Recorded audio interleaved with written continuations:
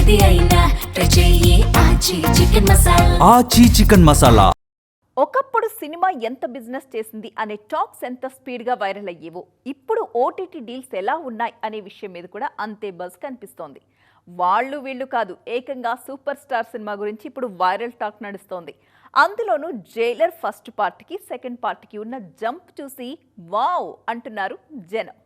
Super star Rajinikanth హీరోగా నటిస్తున్న Jailer 2 శరవేగంగా తెరకెక్కుతోంది. ఇప్పుడు ఫైనల్ స్టేజెస్ లో ఉంది షూటింగ్. పక్కా యాక్షన్ డ్రామాగా తెరకెక్కుతోంది ఈ సినిమా. 2023లో రిలీజ్ అయి మ్యాసివ్ హిట్ అయిన ఈ సినిమా సీక్వెల్ మీద భారీ హైప్ క్రియేట్ అయింది. జైలర్ 2లో రజనీకాంత్ తో పాటు అదర్ లాంగ్వేజెస్ హీరోస్ కూడా సందడి చేస్తున్నారు అన్నది క్రేజీ న్యూస్. అందుకే ఓటీటీ డీల్ కూడా దాదాపు 160 కోట్లకు ఫిక్స్ అయిందని టాక్. గత కొన్ని వారాల ముందే స్ట్రీమింగ్ రైట్స్ డీల్ ని మేకర్స్ ఓకే చేశారు అన్నది కోలీవుడ్ వార్త.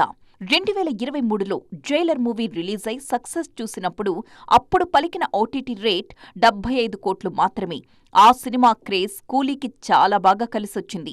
కూలీకి దాదాపుగా 120 కోట్ల ఓటీటీ డీల్ కుదిరింది.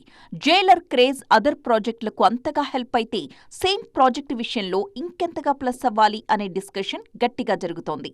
దానికి తగినట్టుగానే టైగర్ ముత్తువేల్ పాండ్యన్కి ఈసారి 160 కోట్లొచ్చేశాయన్నది వైరల్ న్యూస్.